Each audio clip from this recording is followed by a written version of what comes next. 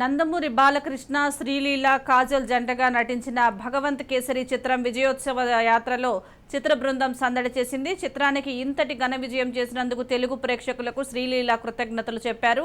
Career తొలి రోజుల్లోనే బాలకృష్ణ లాంటి పెద్ద నటులతో అవకాశం రావటం అదృష్టంగా భావిస్తున్నానని చెప్పారు.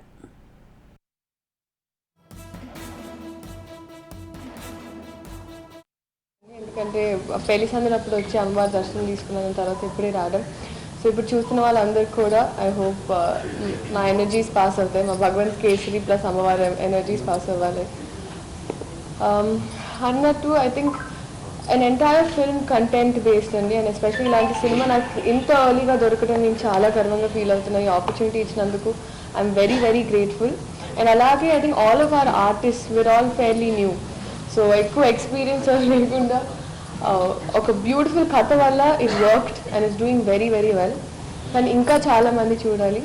ఫస్ట్ టైం ఐ థింక్ నాకు మా అమ్మమ్మ తాతయ్య కూడా చాలా గర్వంగా ఫీల్ అవుతున్నారు ఇలాంటి సినిమా చేసినందుకు. ఇంకా ఇలాంటి సినిమాలు చేయాలంటే ప్రతి సినిమాలో ఇలాంటి క్యారెక్టర్ ఇలాంటి రోల్ దొరకదు.